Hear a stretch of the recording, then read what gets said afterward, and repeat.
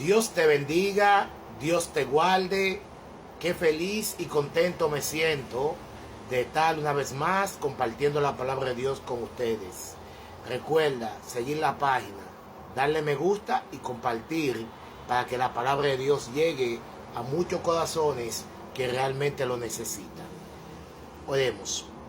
Padre querido que habitas entre seres santos, te doy la honra y la gloria por los siglos de los siglos. Padre, ayúdanos a confiar más en tu palabra. En el nombre de Jesús. Amén. El estudio lleva como título La unión de la Iglesia y el Estado. En una breve reseña histórica se pone este estudio el origen y desarrollo de la unión de la Iglesia cristiana con el Estado, a la vez que se revelan los fines que se perseguían y los resultados que se obtuvieron. Pero lo más significativo del proceso se descubre al saber cómo lo había previsto y calificado el apóstol Pablo. ¿Qué estaba ya en acción en la iglesia en los días de Pablo? Porque ya está en acción el misterio de la iniquidad.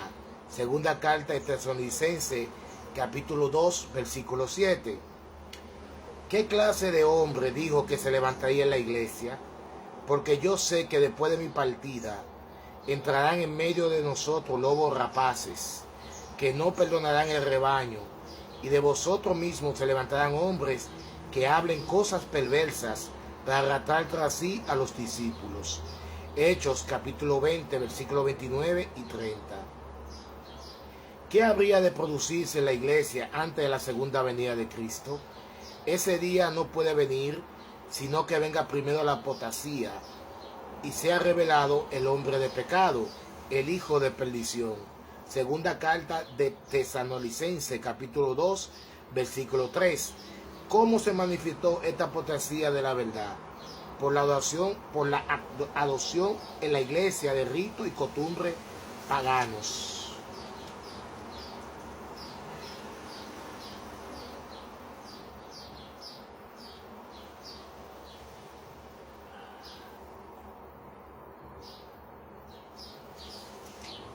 Se unieron la iglesia con el Estado, eso está en la historia. En la historia está en la historia todo eso. Voy a leer aquí algo de la historia para que ustedes vean cómo se manifestó la apostasía de la verdad. La historia dice, Tertuliano, alrededor del año 200 después de Cristo, menciona muchas prácticas que existían ya en sus días y que se admitía que no eran bíblicas, como la triple inmersión en el bautismo, así con lo que se hacía un voto más amplio de lo que el Señor había indicado en el Evangelio, ofrenda por los muertos, como honores por los cumpleaños, la prohibición de ayunar o arrodillarse en oración en el día del Señor, también de la Pascua hasta el domingo del Pentecostés, una reverencia especial por el pan y el vino, y el hacer la señal de la cruz en la frente. Cada paso, movimiento hacia adelante, a cada atrás y salida, cuando nos ponemos la ropa y los zapatos, cuando nos bañamos, cuando nos sentamos a la mesa, al acortarnos, sentarnos, con todas las acciones comunes de la vida diaria. Eso lo dice el libro de Corona, capítulo 3 y 4.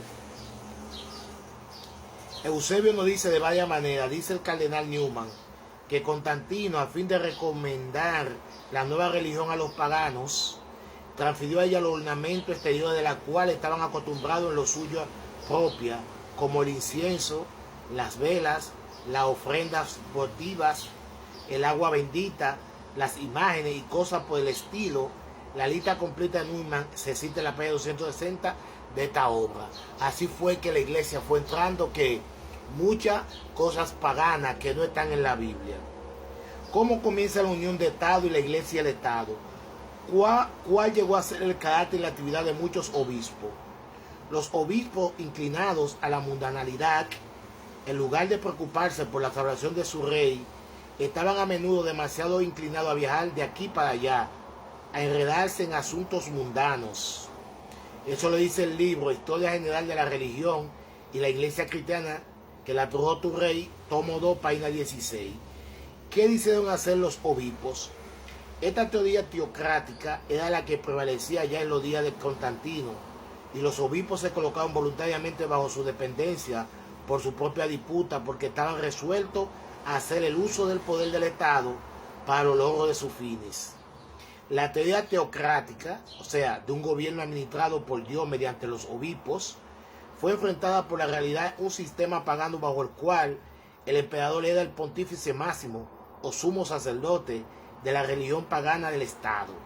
Como consecuencia de ello, después de su reconocimiento del cristianismo, Constantino se consideraba como una especie de obispo en los asuntos o relaciones exteriores de la Iglesia, y consideraba a la Iglesia como una especie de departamento del gobierno.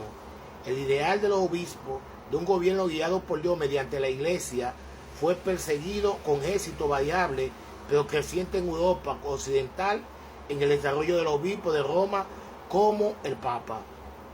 ¿Cuál ha sido una destacada característica del papado? La unión de la Iglesia y el Estado, y el dominio del poder civil por el poder religioso para promover sus fines. ¿Cuándo se formó la unión de la Iglesia y el Estado que dio origen al papado? Se echaron fundamentos de esta institución durante el reinado de Constantino, de la cual se desarrolló bajo sus sucesores. La concesión por parte de Constantino, primero de la libertad y después de la preferencia de los cristianos hasta entonces perseguidos, abrió la puerta a la elevación del cristianismo, y especialmente el cristianismo jerárquico católico, y con su exclusión jerárquica de la secta cismática hasta convertirlo en la religión del Estado, porque pronto, a pesar de su inferioridad numérica, después de haber sido puesto en pie de igualdad con el paganismo, triunfó ampliamente sobre una religión que ya había sobrevivido a sus méritos puramente humanos. Desde entonces, Constantino favoreció decididamente a la Iglesia, aunque sin perseguir o prohibir las religiones paganas. Eso está en el libro History of Christian Church, tomo 3, páginas 30 y 21. ¿Cómo comenzó esta elevación de la Iglesia? Con el patrocinio y la legislación religiosa de Constantino. Las autoridades difieren respecto a cuando se convirtió Constantino al cristianismo, o si realmente se convirtió, y si favoreció a la Iglesia más por motivos religiosos que por motivos políticos. Lo siguiente es una síntesis de los acontecimientos. En el año 306 después de Cristo, ascenso de Constantino al cargo de uno de los gobernadores del imperio, con jurisdicción sobre la prefectura de la Galia.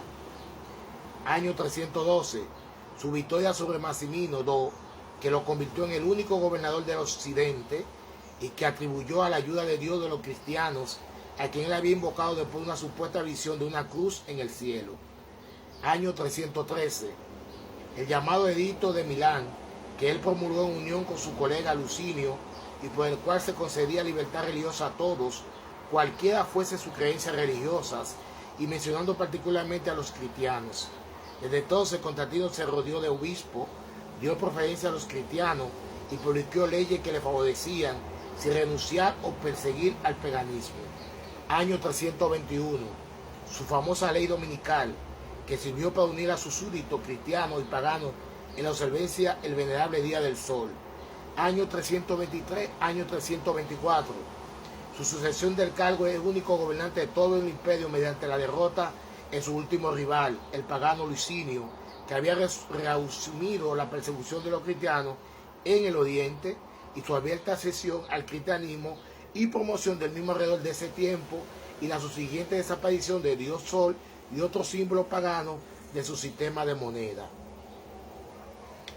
Año 325, su asistencia al concilio de Nicea, con el que ejerció un inmenso dominio imperial, por la cual procuró asegurar la unidad de la Iglesia.